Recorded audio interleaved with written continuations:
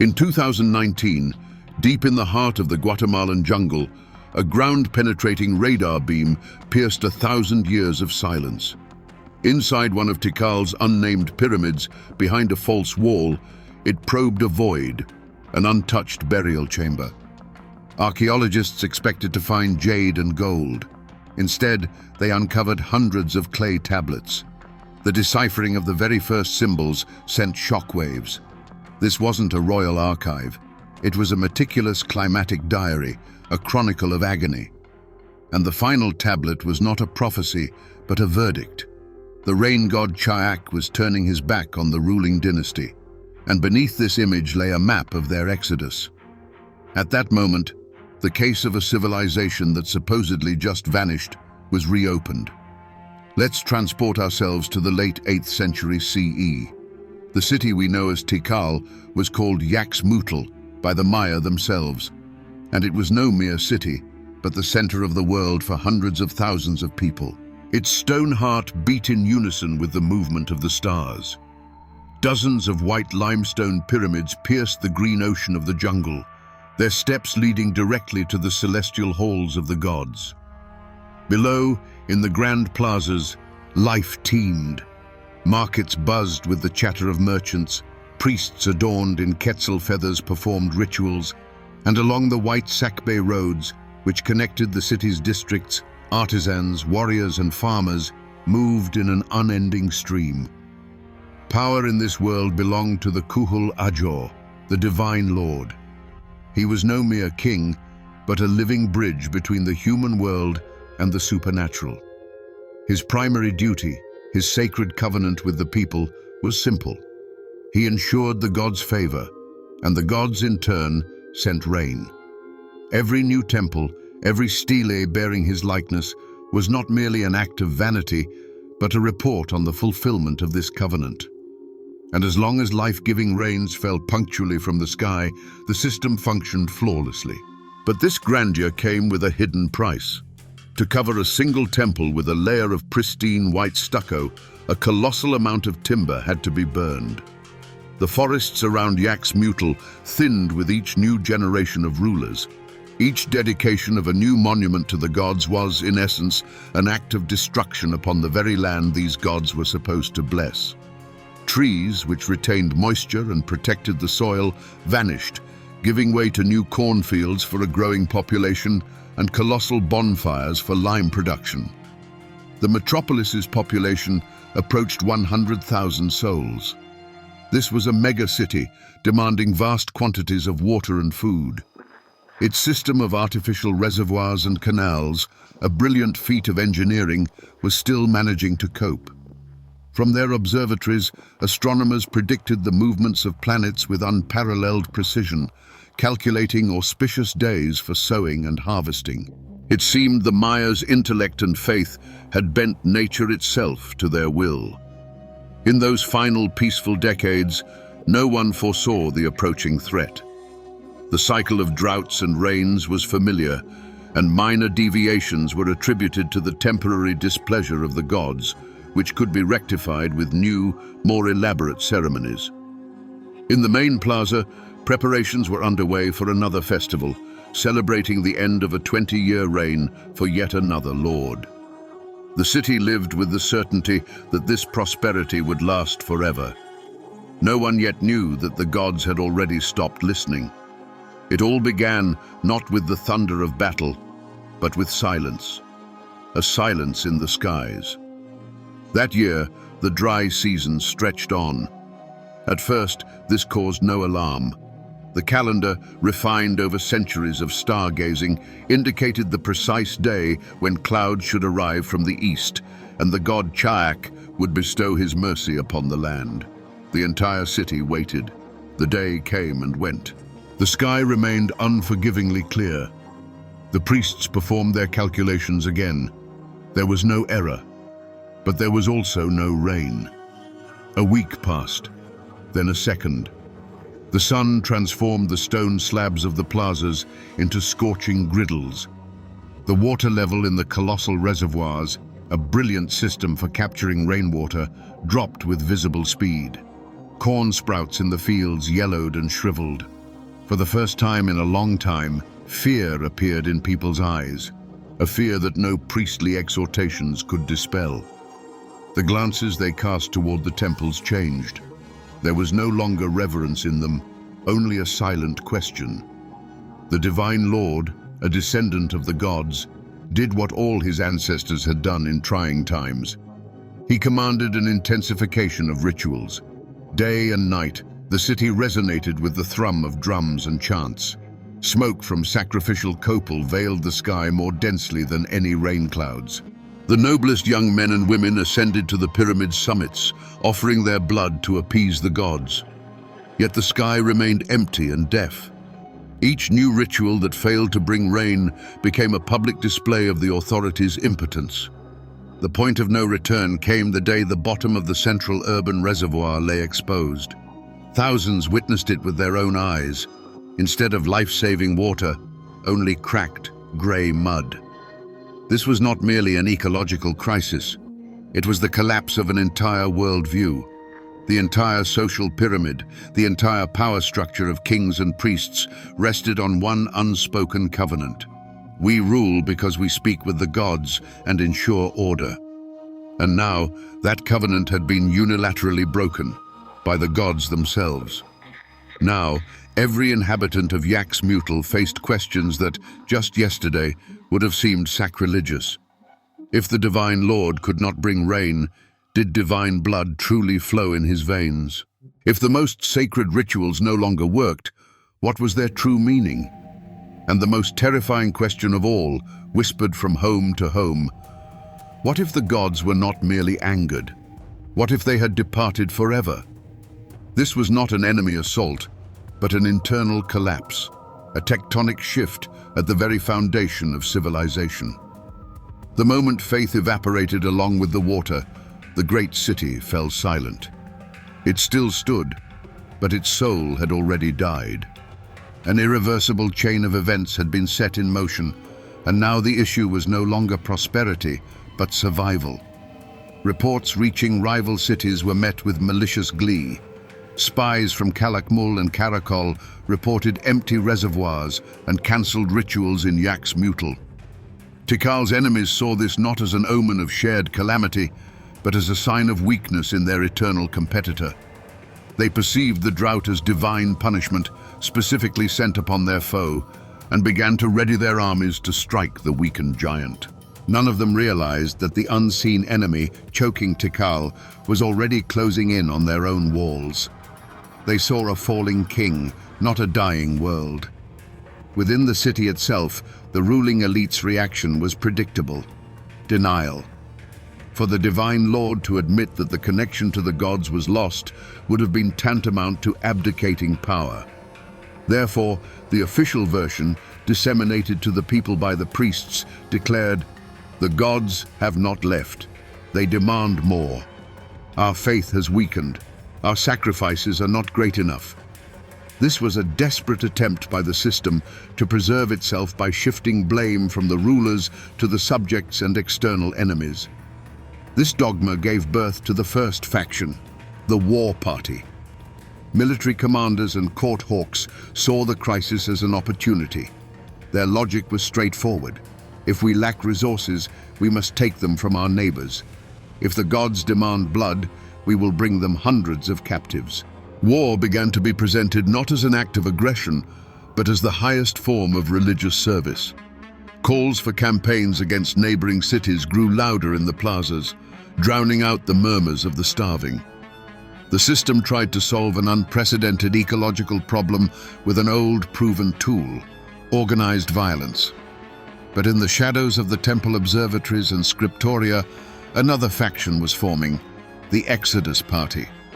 These were not politicians, but scholars, astronomers, mathematicians, keepers of the chronicles. They had no interest in military spoils. They operated on data. For decades, they had recorded drought cycles and precipitation levels, correlating them with the movements of the stars. And their conclusions, which they initially feared to voice, were terrifying. The current drought was no accident. It was the peak of a centuries-long climatic cycle, exacerbated by human activity itself. The land was dying and no sacrifices could resurrect it. Thus, in the agonizing city, two realities crystallized. One was loud, public, demanding blood and victories. The other was quiet, secret, recorded on clay tablets, speaking of the necessity of escape. And this fatal misunderstanding of the crisis's true nature, this gamble on war instead of adaptation, gave the catastrophe time to gather full force. While armies prepared for campaigns, the jungle around the city slowly transformed into a desert. To grasp why the Maya civilization collapsed so swiftly, we must first analyze the mechanism that fueled its ascent. This mechanism wasn't an army or technology in our modern sense. It was a flawlessly orchestrated socio-religious system centered entirely on the figure of the Divine Lord. His power wasn't merely administrative, it was cosmological. For his people, he was the chief engineer of the universe. The foundation of this system was an unwritten covenant. The people granted the ruler absolute loyalty and resources, and the ruler, leveraging his sacred knowledge, guaranteed cosmic order and consequently bountiful harvests. The priest astronomers served as his technical staff. Their observatories weren't simply places for contemplation, they were analytical hubs where planetary cycles were calculated, eclipses predicted, and calendars formulated. This data allowed for astonishingly precise timing of sowing and harvesting. For centuries, this system operated like clockwork, proving its efficacy and solidifying the divine status of its rulers. However, this demonstration of divine power came with a material cost. Grandeur was measured in monuments. Every new temple, every stele had to surpass the last. The primary construction and ideological material was brilliant white lime plaster, stucco. To produce it, limestone had to be heated to temperatures exceeding 800 degrees Celsius. The fuel for these colossal kilns came from the pristine tropical forests. To cover even one small pyramid required acres of felled trees. Thus, architectural magnificence became synonymous with ecological devastation. It was this perfectly calibrated mechanism that became a trap when the climate began to shift. Confronted with drought, the system yielded the only possible pre-programmed response. The gods are displeased. Efforts must be redoubled. If old rituals don't work, new, more elaborate ones are needed. If old temples fail to deliver our pleas to the heavens, then new ones, even taller and more grandiose, must be built. A vicious cycle was set in motion. The order to construct a new temple for the rain god meant an order to cut down even more trees. Deforestation led to soil erosion. When rains did eventually fall, they washed fertile topsoil into lakes and reservoirs, contaminating precious water and reducing the useful volume of the storage tanks. Moreover, widespread deforestation disrupted the local hydrological cycle, potentially decreasing rainfall. Every step taken to remedy the situation, in fact, only accelerated the march toward catastrophe. This system had no antidote. No one could propose an alternative. To speak out against the construction of new temples would have been to challenge the gods themselves and consequently commit treason. The entire power structure, the entire worldview was built on this logic. The Divine Lord couldn't simply command an end to deforestation and the start of tree planting, because that would have been tantamount to admitting his own powerlessness and the falsity of the entire religious doctrine. The system that created Mesoamerica's greatest civilization transformed into a self-destructing machine with neither brakes nor an emergency exit.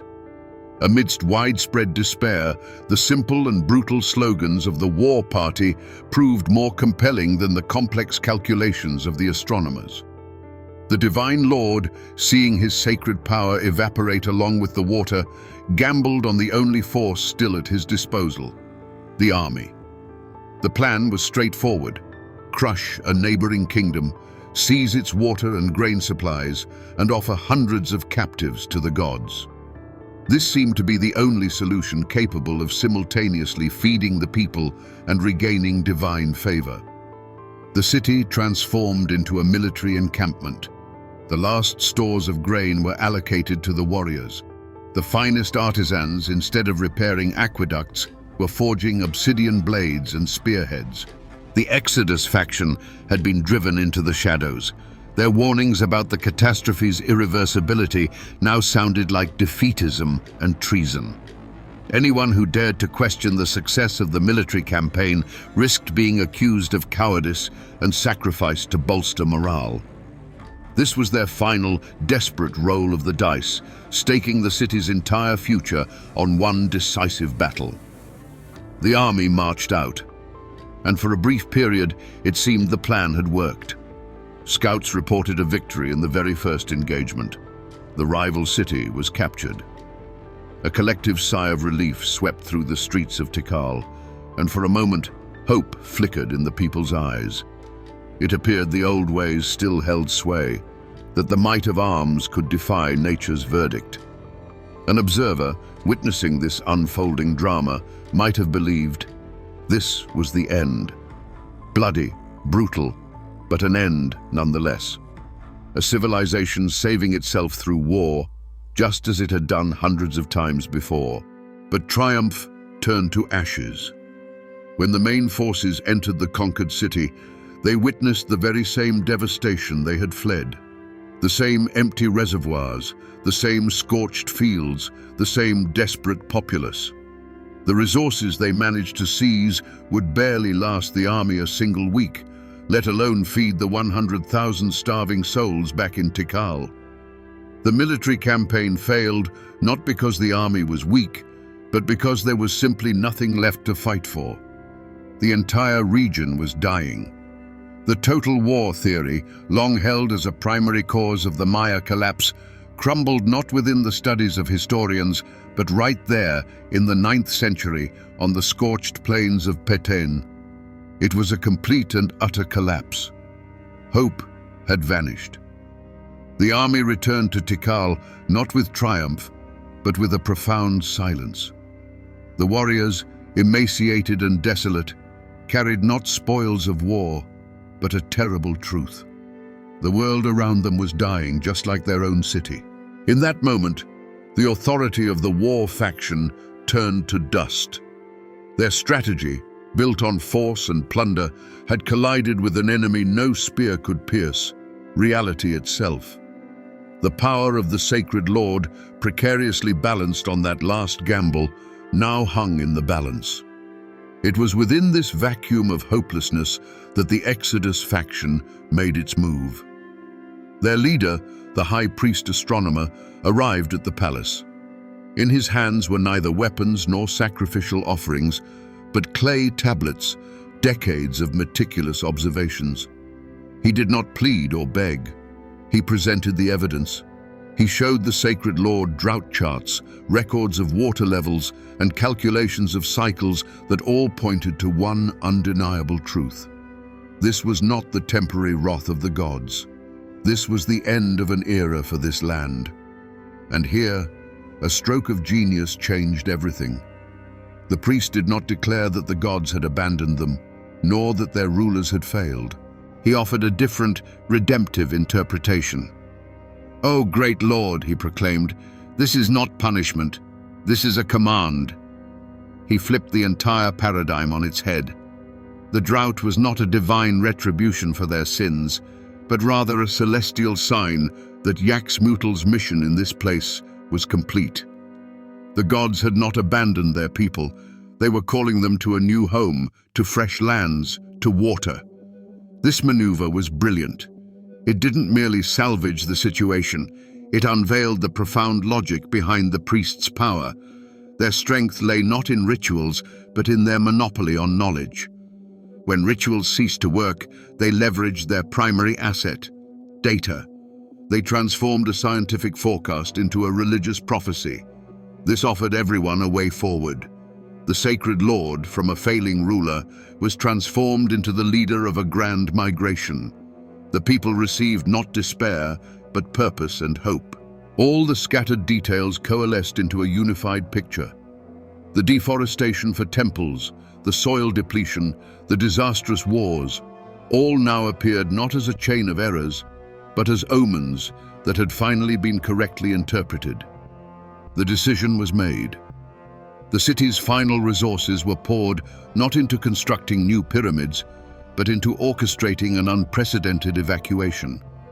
The priests, who for centuries had chronicled the histories of kings, began to chart the Exodus, the Great Walk.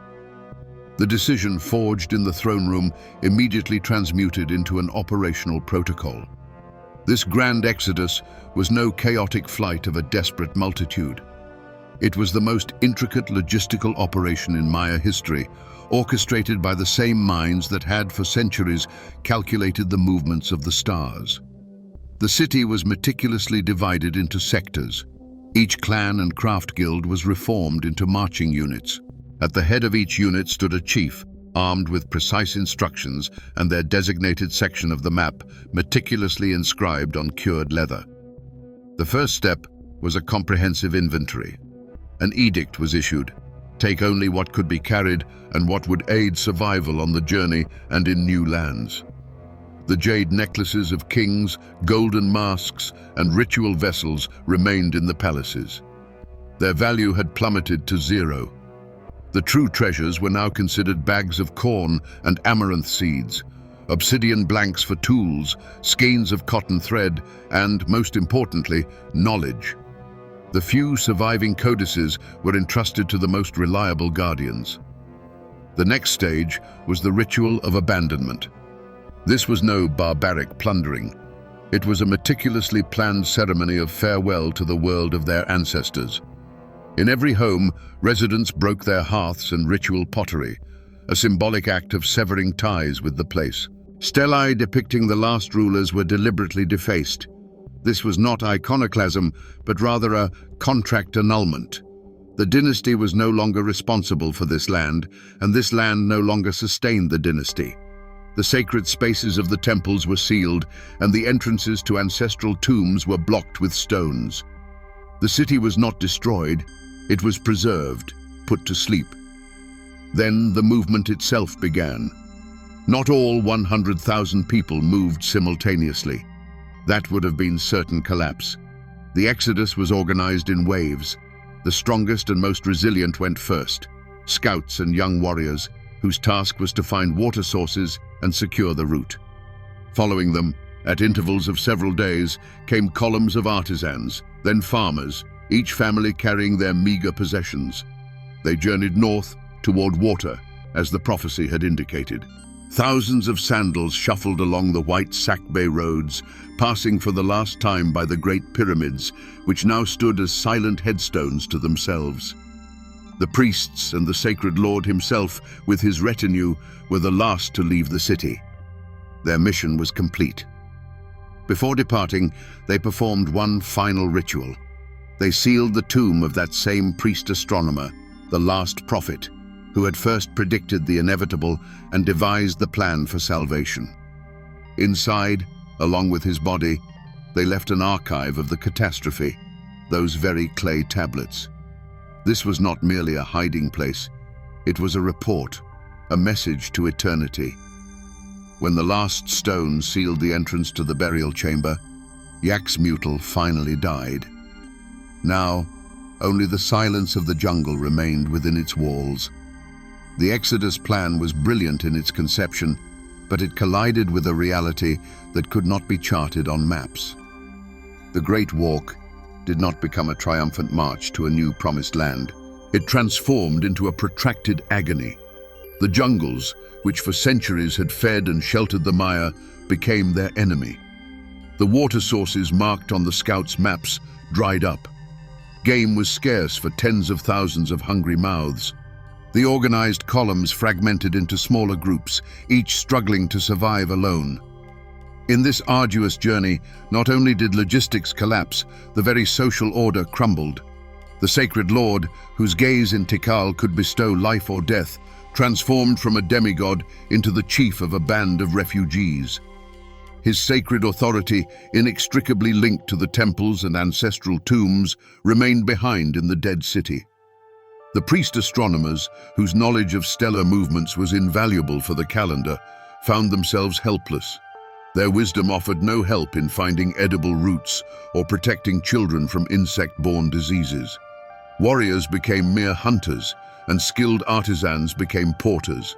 The entire complex, multi-layered structure of their civilization dissolved in the struggle for a sip of water and a handful of grain. The price of this salvation was horrifying. Leaving the city was a victory over imminent death by starvation, but it brought thousands of other deaths along the way. People perished from exhaustion, from skirmishes with other desperate groups, from venomous snakes and insect-borne illnesses. The Great Walk did not lead to the founding of a new Tikal. It led to the dispersal of a great people. The descendants of the pyramid builders mingled with other tribes, assimilated or simply vanished, leaving behind only fragments of legends. Herein lies the central tragedy. The ingenious plan to save a people at the cost of a city led to the loss of both. The people did not survive as a unified civilization. Its culture, knowledge, and social structure were sacrificed and never revived. And the city they abandoned, so it wouldn't become their tomb, was mercifully swallowed and preserved by the jungle for 1,000 years. The Exodus faction's victory proved to be a Pyrrhic one. They saved people from one death, only to condemn them to another, a slow death through oblivion. Today, these clay tablets lie under glass in the National Museum of Guatemala. We no longer view them as prophecy, but as an autopsy report. It's not a message from the gods. It is a record compiled by history's first paleoclimatologist who chronicled the demise of their civilization with terrifying precision. The artifact that cracked this case wasn't a key to some mystical secret, but rather the final brief from an analytical department that had to shut down because the entire operation went belly up. Tikal, swallowed by the jungle for 1,000 years, has become the perfect monument. It wasn't ravaged by war, it simply ceased to be. Its silence isn't the hush of emptiness, but a deafening pause in history, pregnant with meaning. Every stela, every temple now appears not as a symbol of grandeur, but as a piece of evidence in the case of a civilization's unwitting suicide, one that became too successful for its own planet. The legacy of this collapse isn't found in its ruins. It resonates in its chilling relevance to our present. The story of Tikal is no exotic fable about a vanished people. It's a stark laboratory experiment, vividly demonstrating what happens when a society's technological and cultural advancement collides with unyielding ecological limits. It's a judgment against hubris, convinced that old rituals and ideological dogmas could somehow repeal the laws of physics. And as we gaze upon our own graphs of rising temperatures and melting glaciers today, we hear the long echo of their history. It poses one final chilling question. When our own data becomes too terrifying to believe, will we choose our own great walk, or will we prefer to listen to the bitter end of the song of our own stone gods?